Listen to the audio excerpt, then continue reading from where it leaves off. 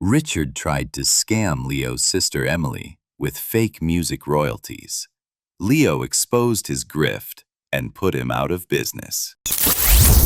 Welcome to The Fallout Zone.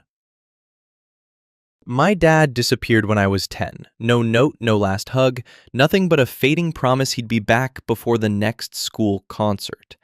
For 15 years, he was a ghost I tried not to chase. Mom said chasing him would only reopen wounds. So I poured myself into music and poured my love into my little sister, Emily.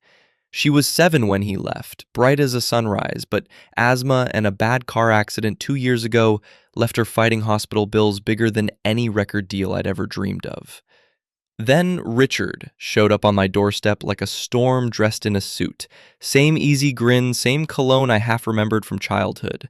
He said he'd made mistakes, but the universe had given him a second act, a music royalties tech startup called Noteforge. We're minting NFT slices of a song's future revenue, he explained, eyes glittering. Invest early and you own a percentage of every stream for life. Taylor Swift money without Taylor Swift drama. Emily's eyes lit up. She loved anything that sounded like community and creativity, and Richard knew it. He dangled phrases like artist rescue fund and ethical investing. I kept quiet, studying the pitch deck on his tablet, flowcharts, fake influencer quotes, a photo of him shaking hands with some random music producer nobody. My gut screamed, but Emily was already calculating how quickly an 8% return could shred her debt. That night, I cornered Richard in the kitchen. Is this legit? Son, he'd never earned that word. I wouldn't bring family in if it wasn't rock solid. He placed a hand on my shoulder. Gentle pressure, rehearsed sincerity. I felt 10 again and hated myself for it. Within a week, Emily wired her entire inheritance plus a $20,000 loan into Noteforge. Richard rode an Uber to the airport, promising a signed shareholder packet in the mail. 2 days later, the website read 502 Bad Gateway. Customer support email bounced. His phone rang once, then forever went to voicemail. When Emily's bank alerted her that her loan payment was due, she folded onto the floor, sobbing in a way I'd never heard, a sound like something vital tearing. I spent a month calling lawyers, police, fraud units, even a white hat hacker friend. Richard's LLCs stretched across 3 states and 2 offshore havens. Technically, investors had assumed risk. Legally ambiguous, morally radioactive. Meanwhile, Emily stopped writing poetry, stopped taking meds on schedule. I found unpaid hospital bills stuffed under couch cushions like dead leaves. Anger keeps musicians alive. Guilt turns that anger into art. One sleepless night, I opened a blank session in Logic, loaded a drum kit, and beat out a pattern that felt like a heart attack. I sampled Richard's last voicemail. You'll thank me when the checks start rolling. Pitched it down an octave, turned it into a bass drop. I wrote until sunrise, lyrics raw as open nerve endings. Friends in the underground scene heard demo snippets and showed up with guitars, violins, busted amps.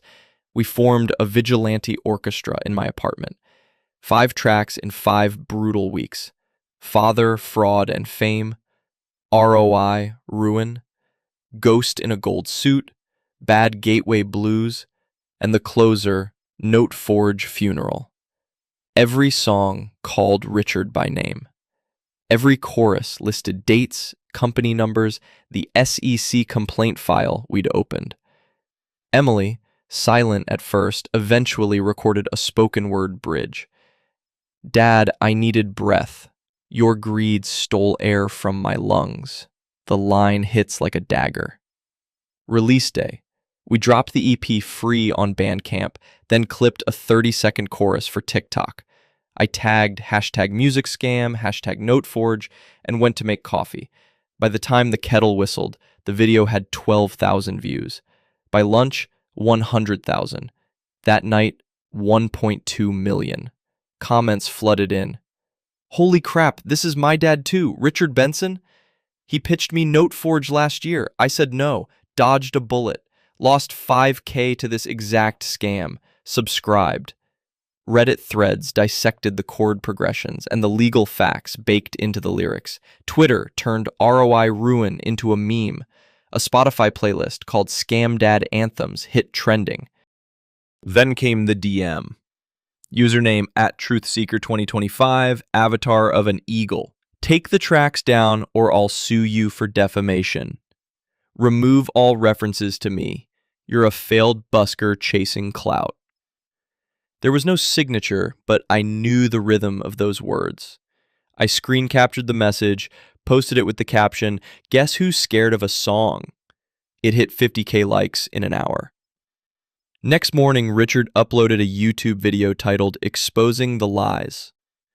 He sat in a hotel room claiming I doctored evidence. Mid-rant, viewers noticed the hotel's framed print behind him, a chain known for conferences. Within minutes, internet sleuths called the front desk, confirmed a Richard Benson was checked in. They ordered 40 complimentary wake-up calls to his room. The video ratioed itself into oblivion. Emily watched it all unfold from the couch, hoodie up, eyes wide. For the first time in months, she laughed. A short, stunned sound. She opened my laptop, added her own comment under Richard's video. "Dad, I still can't afford my asthma inhaler, but thanks for the content." It was pinned by viewers within minutes. Over the next week, victims from 3 continents formed a digital coalition. They cross-shared affidavits, built a Google Drive with contracts that traced back to Richard's shell corpse. Someone located a pending event where Richard planned to pitch Noteforge 2.0 to indie labels. The venue's owner received our EP, and after listening to Bad Gateway Blues, canceled the booking publicly. We don't host con men. Richard's empire crumbled in real time. Bank accounts frozen, PayPal flagged, a subpoena from the SEC. An ex-girlfriend posted screenshots of him bragging about milking naive artist kids. Sponsors fled. The man who once thrived on charisma found that every Google search of his name played my songs in the sidebar. Emily decided our final move. She recorded a new verse for Noteforge Funeral, her voice steadier than I'd heard in ages. "For every daughter scammed, every song unsung, here's the chorus you deserve." We remastered the track overnight and relaunched it. TikTok spun it into an anthem titled #DaughterDefiance. I didn't get Emily's money back. But hospitals began using the track in fundraising compilations. A nonprofit for art scam victims offered to cover her loan. Emily picked up her guitar again, wrote a melody that sounds like sunrise after a hurricane. As for Richard, he's a ghost again, but not the kind you forget. Whenever he surfaces under a new alias, someone shares a link. "Hey, isn't this the scam dad from ROI Ruin?" He disappears before lunch. Some nights, I still see that Uber taillight fading down the block. But the anger no longer owns me. The song does. It belongs to Emily, to every artist burned by false promises, to anyone who ever mistook charisma for love. Justice didn't come from a courtroom. It came from a chord progression, a sister's voice, and a community that cranked the volume. I press play and the speakers shake, not with rage, but with closure. A month later, Rolling Stone's online column ran a feature titled "When Revenge Goes Platinum," chronicling how a bedroom EP toppled a multi-million-dollar grift. They asked for a quote. I said only, "The truth has a beat you can't lip-sync away." The article hit keyboards worldwide, translating our fight into Spanish, Japanese, Swahili. Streams surged.